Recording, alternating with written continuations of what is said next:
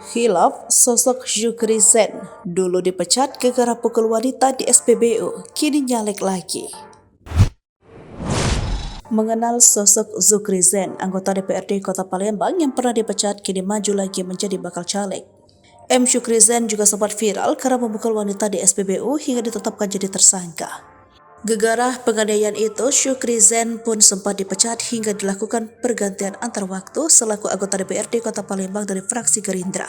Usai mendapat hukuman, kini ia memutuskan untuk kembali maju pada pemilu legislatif di Kota Palembang melalui Partai Gerindra. Kabar ini dibenarkan oleh Ketua DPC Gerindra Kota Palembang, Prima Salam. Menurut Prima, M. Syukri Zen kembali mendaftar sebagai calon legislatif di Pileg Palembang 2024. Meski status keanggotaan Syukri di Partai Gerindra sempat dicabut, menurut Prima, Gerindra tetap membuka kesempatan untuk bergabung kembali. Lantas, seperti apa profil dan biodata M. Syukri Zen? Dirangkum dari berbagai sumber, diketahui profil HM Syukri Zen adalah anggota DPRD Palembang dari fraksi Partai Gerindra periode 2019 sampai 2024.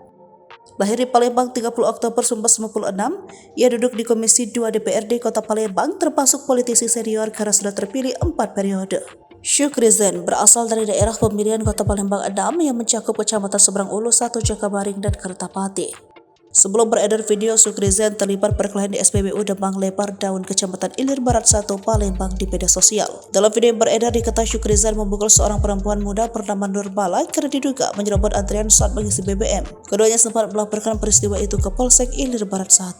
Namun pada perkembangannya keduanya bersepakat untuk berdamai. Selain itu, DPC Partai Gerindra Kota Palembang memberikan sanksi kepada HM Syukri Zen. Bahkan Ketua DPC Partai Gerindra Kota Palembang M. Akbar Alvaro mengatakan Partai Gerindra akan memecat Syukri Zen. Proses pemecatan pun akan ditunggu dari sikap DPP, ungkapnya Rabu 24 Agustus 2022.